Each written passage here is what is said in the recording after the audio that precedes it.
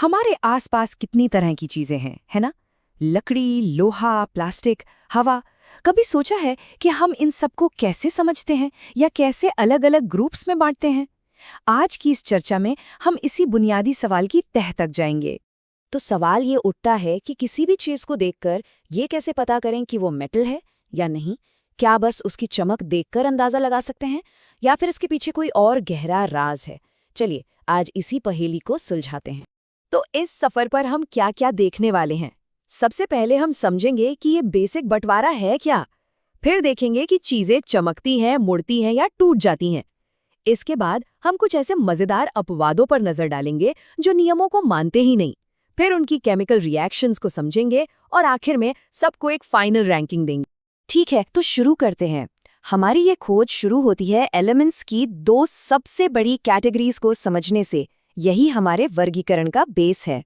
तो हमारे सामने दो मेन टीमें हैं, मेटल्स और नॉन मेटल्स। दुनिया का लगभग हर तत्व इन्हीं दो में से किसी एक टीम में आता है। पर क्या चीज है जो इन्हें एक दूसरे से इतना अलग बनाती है? चलिए पता लगाते हैं। अच्छा, किसी भी चीज को ग्रुप में बांटने का सबसे सीधा तरीका क्या है? यही ना कि वो दिखती कैसी है, छूने में कैसी लगती है, उसका बर्ताव कैसा है। तो चलिए सबसे पहले इन्हीं भौतिक गुणों से सुराग ढूंढते हैं। ये तो सबने देखा ही होगा कि धातु में कैसे चमकती हैं, है ना? सोने की कोई चीज हो या स्टील का बर्तन, लाइट पड़ते ही उनमें एक खास शाइन आ जाती है। बस इसी को धात्विक चमक या मेटालिक लस्टर कहते हैं। मेटल सिर्फ चमकते नहीं हैं, उनमें एक और कमाल की खूबी होती है, लचीलापन। क्या आप जानते हैं कि इन्हें हथौड़े से पीट कर पतली पतली शीट्स यानी चादरों में बदला जा सकता है, और वो टूटते भी नहीं। इसी कमाल के गुण को आघात वर्धनीयता कहते हैं। और इसका सबसे बढ़िया एग्जाम्पल क्या है? सोना और चांदी। ये दोनों मेटल्स इतने ज्यादा आघात वर्धनीय होते हैं कि इनसे मिठाइयों पर लगने वाले वर्क जैसी सोची कितनी पतली पन्नियां बनाई जा सकती हैं। ये मेटल्स की एक बहुत ही खास बात है। सिर्फ पीटना ही नहीं, हम मेटल्स को खींच भी सकते हैं। इसी गुण को कहते हैं तन्यता, मतलब उन्हें खींचकर पतले पतले तारों में बदलने की काबिलियत। जरा सोचिए, हमारे घरों में जो बिजली के तार हैं वो इसी गुण की वजह से बन पाते हैं। सुनकर शायद यकीन ना हो, लेकिन ये तन्यता कमाल की होती है। जरा सोचिए, सिर्फ 1 ग्राम सोने से, जी हाँ, सिर्फ 1 ग्राम सोने से करीब करीब 2 किलोमीटर लंबा तार खींचा जा सकता है ना कमाल की बात? तो अब तक तो सब कुछ बड़ा सीधा साधा लग रहा है ना? हमारे पास कुछ पक्के नियम हैं। धातुएं चमकदार, आघातवर्धनी और तन्य होती हैं। लेकिन साइंस में हमेशा कुछ ऐसे अपवाद होते हैं जो कहानी को और भी ज्यादा दिलचस्प बना देते हैं। तो हमारा पहला बड़ा अपवाद है पारा यानी मर्क्यूरी। हम सब यही सोचते हैं कि सारे मेटल्स ठोस होते हैं, पर मर्क्यूरी रूम टेम्परेचर पर लिक्विड होता है, वही जो पुराने थर्मोमीटर में होता था। और फिर आता है सोडियम। हम सोचते हैं मेटल्स मतलब कुछ सख्त चीज, लेकिन सोडियम इतना नरम होता है कि उसे मक्खन की तरह चाकू से काटा जा सकता है। ये तो मेटल्स की हमारी इमेज को पूरी तरह से बदल देता है।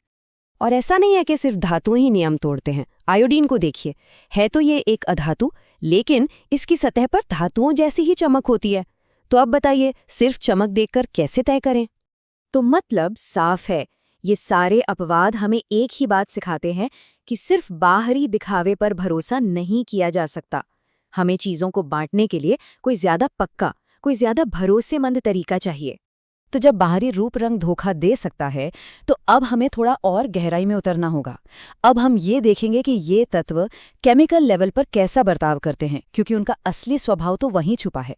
इन तत्वों की असली पहचान जानने के लिए हम 3 मेन टेस्ट पर ध्यान देंगे। वो हवा में मौजूद ऑक्सीजन से कैसे रिएक्ट करते हैं, पानी के साथ उनका क्या रिएक्शन होता है, और एसिड्स के साथ वो कैसा बर्ताव करते हैं। इन्हीं टेस्ट से उनकी केमिकल पर्सनैलिटी का पता चलेगा। अब सवाल ये है कि साइंटिस्ट ये सब टेस्ट करते कैसे हैं? तो यहाँ जो हम देख रहे हैं वो एक एक्सपेरिमेंट का सेटअप है। ऐसा ही कुछ इस्तेमाल होता है ये देखने के लिए कि कोई मेटल भाप यानी स्टीम के साथ कैसे रिएक्ट करता है। ये टेबल देखिए, इससे पूरी कहानी साफ हो जाती है। एक तरफ सोडियम और पोटेशियम है जो ठंडे पानी में भी धमाके जैसा रिएक्शन करते हैं, वहीं दूसरी तरफ मैग्नीशियम है जिसे गर्म पानी चाहिए, और लोहा तो सिर्फ भाप से ही रिएक्ट करता है। और फिर हैं सोना, चांदी, तांबा, जिन्हें पानी से कोई मतलब ही नहीं। एक क्लियर पैटर्न दिख रहा है ना? इन सारे टेस्ट्स ने हमें एक तय रैंकिंग की तरफ पहुंचा दिया है। ये एक ऐसी लिस्ट है जो हमें साफ साफ बताती है कि कौन सा मेटल सबसे ज्यादा रिएक्टिव है और कौन सबसे कम। अच्छा, इस रैंकिंग का बेस क्या है? वो है विस्थापन अभिक्रिया। इसे ऐसे समझिए कि ये एक तरह का मुकाबला है। अगर मेटल ए मेटल बी को उसकी जगह से धक्का देकर हटा देता है, तो इसका सीधा मतलब है कि मेटल ए ज्यादा ताकतवर है, मतलब ज्यादा प्रतिक्रियाशील है। और ये रही वो लिस्ट, अभिक्रियाशीलता श्रेणी। सबसे ऊपर है पोटेशियम, जो सबसे ज्यादा प्रतिक्रियाशील है, और लिस्ट खत्म होती है सोने पर, जो सबसे कम प्रतिक्रियाशील है। ये एक शानदार हल है जो उन सभी बर्तावों को समझा देता है जो हमने अब तक देखे हैं। तो इस पूरी रैंकिंग के पीछे का साइंस क्या है? असल में सारा खेल इलेक्ट्रॉन्स का है। हर तत्व एक स्टेबल, एक शांत अवस्था में रहना चाहता है, बिल्कुल नोबल गैसों की तरह। तो जो धातुएं अपने बाहरी इलेक्ट्रॉन जितनी आसानी से छोड़ देती हैं, वे उतनी ही ज्यादा प्रतिक्रियाशील होती हैं। और आखिर में चलिए इस सवाल पर सोचते हैं, सोने की कीमत सिर्फ उसकी चमक की वजह से नहीं है, बल्कि इसलिए भी है क्योंकि वो केमिकली इतना शांत है, इतना निष्क्रिय है। जरा सोचिए, अगर सोना भी पोटेशियम की तरह पानी से रिएक्ट करता, तो क्या हम उसे इतनी वैल्यू देते? ये दिखाता है कि केमिस्ट्री हमारी जिंदगी, हमारी संस्कृति और हमारी कीमतों को कितनी गहराई से तय करती है।